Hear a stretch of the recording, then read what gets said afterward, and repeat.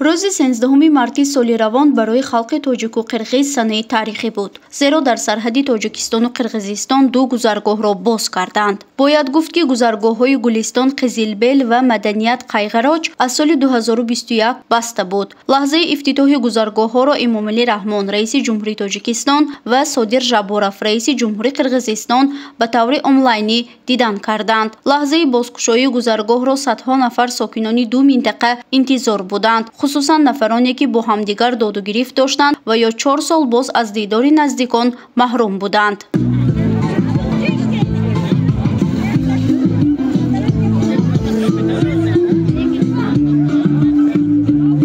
طولی 4 سال است که این مرز با قرقیز بسته بود. امروز باشد روزی عید است. همه این روزها را انتظار بودند. باوری دارم که این روزها را همه با احساسات بلندی وطندوستی انتظار هستند. бо кушода шудани хатти марз ҳамакнун мушкили садсолае ки байни халқи тоҷику қирғиз, хусусан байни вилояти Ботканду вилояти Суғд буд, пурра ҳалли худро ёфт. Иброз дошт раиси вилояти Суғд Раҷаббой Аҳмадзода. соҳаи иқтисодиёт, соҳаи сайёҳӣ рушд меёбад. ин заҳматҳои пешвои муаззин миллат нисбати беҳтар кардани шароити зиндагии мардум ва муносибат бо ҳамсоя барои мо дӯст баробар ҷумҳурии Қирғизистон вилояти Баткент аст ки имрӯз сокинони ҳам вилояти Суғд шаҳри Исфара, ҳам вилояти Баткент, ноҳияи Баткент инро солҳо интизор буданд. дар ин рӯз мардум рӯҳияи идона доштанд. Ҳама аз ин рӯйдоди муҳими таърихӣ изҳори хушнудӣ карданду бо дидори ҳамдигар ашки шодӣ рехтанд. аҳли фарҳанги Тоҷикистон ва Қирғизистон намоишномаҳои идонаро бо пешниҳоди ҳунарҳои мардумии ин ду халқият ба маърази тамошо гузоштанд. ҳунармандон низ аз дубора боз шудани марз ва муносибати хуби халқи тоҷику қирғиз гуфтанд ва умед ба пойдории ин дӯстӣ карданд. ман барои васл кардан омадам, на барои фасл кардан омадам. و اینک ما وصل شدیم، نه اینکه فصل بودیم. برای من اهل تاجیکستان، اهل قرقیزستان، از نام اهل هنر، اهل ایجاد تبریک میکنم. بگذار پاینده با دوستی بین مردم تاجیک و قرقیز. وقتی که سرحدها باز بود، ما در مملکت همسایه البته رفت خدمت میکردیم. خود در کنسرت، در معرکه‌های اویلویشان، باز این از نو احیا شد.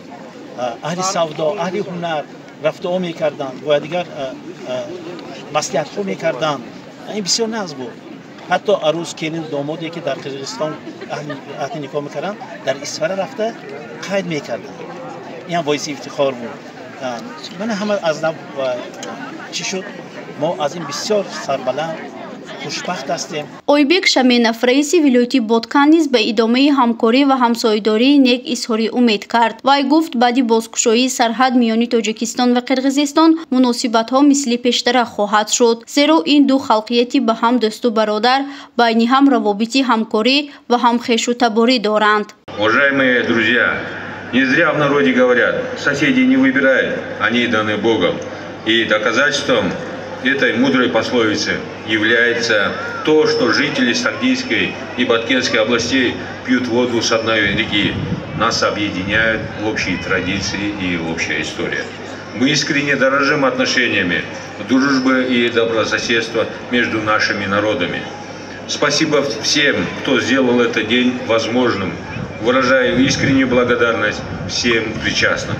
дар ин рӯз ҳамчунин мошинҳои калони боркашон низ марзи Тоҷикистон ва Қирғизистонро гузаштанд. раиси вилояти Суғд ва Ботканд гуфтанд ки гузаргоҳ мисли пештара бетанаффус кор мекунад. бояд гуфт ки бозкушоии ду гузаргоҳ баъд аз имзои созишнома дар бораи сарҳади давлатии Тоҷикистону Қирғизистон имконпазир шуд. созишномаро рӯзи 13 март дар шаҳри Бишкек президентҳои ду кишвар имзо карданд. Фарзона Шамсиева, Пресс-TG, шаҳри Исфара.